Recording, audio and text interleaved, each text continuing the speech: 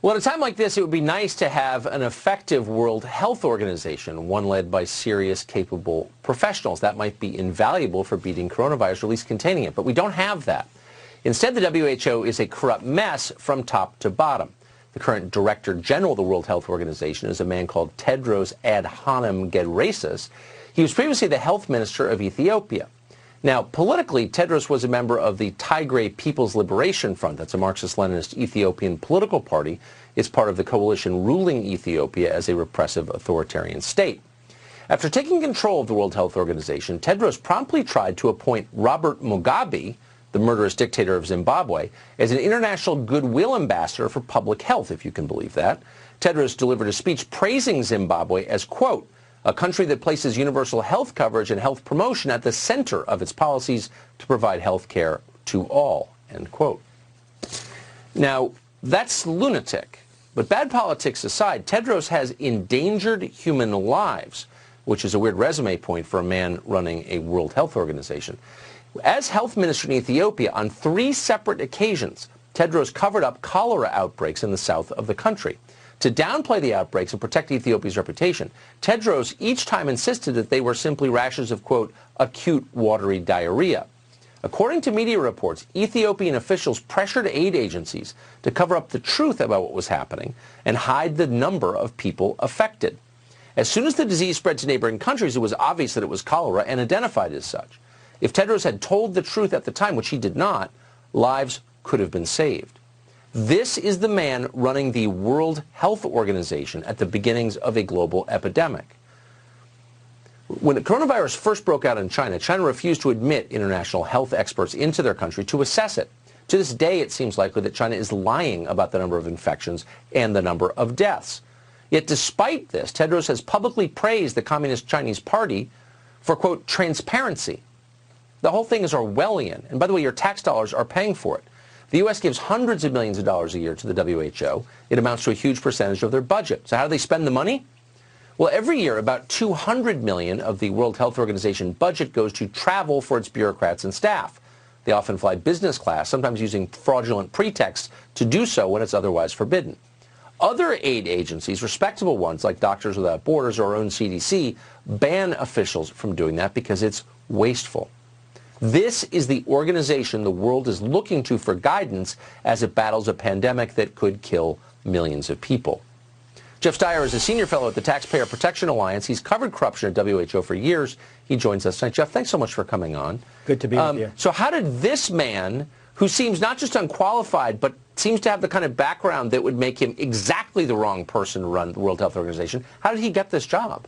Well, that's right. Even though U.S. taxpayers cover about almost half the bill for the WHO, $2 billion a year WHO budget, we have very little say over what they do, and they have elections. Different countries have voted to support Mugabe. There's been corruption at the WHO before Mugabe, but people like myself were sounding the alarm bells to have a Marxist. And this guy was a number 3 official in a Marxist regime of Ethiopia. And as you pointed out, he went on to appoint Robert Mugabe, of all people, to be a goodwill ambassador. This is a culture of corruption at the WHO that goes beyond Tedros. It goes beyond the prior Director General. It's part of the culture. This was not, you pointed out, the $200 million a year they spend on first-class air travel and hotels. That's more than they spend on AIDS, tuberculosis, and other diseases combined.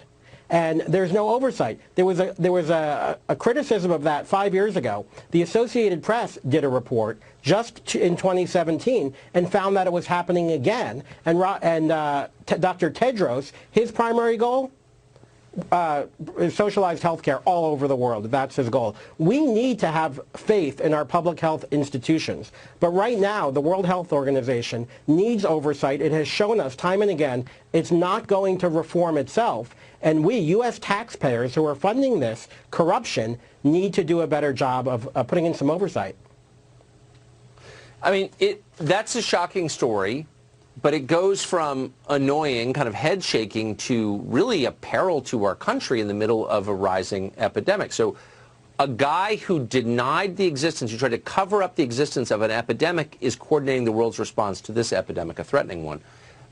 Does this have implications? I mean, it does. It does. Well, as you pointed out, he has been praising China. Dr. Tedros has been praising China for transparency. That's like Lance Armstrong crediting the Houston Astros for having good sportsmanship. It's totally absurd. Now, I have called for the U.S. to cut back funding for the WHO, and the president has put that in his budget.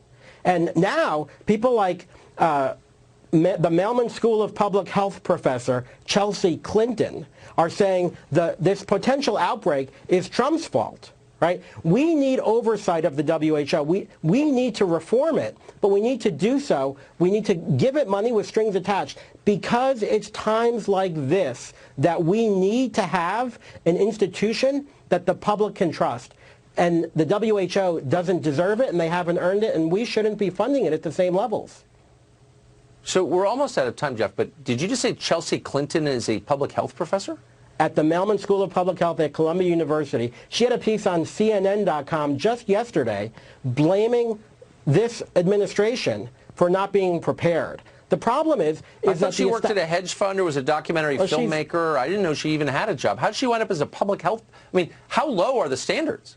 Well, it is the Columbia School of Public Health here in Manhattan, so it's pretty troubling. And you know, she got her piece placed on CNN.com, so at least she has an outlet. But the WHO doesn't want to hear from its critics.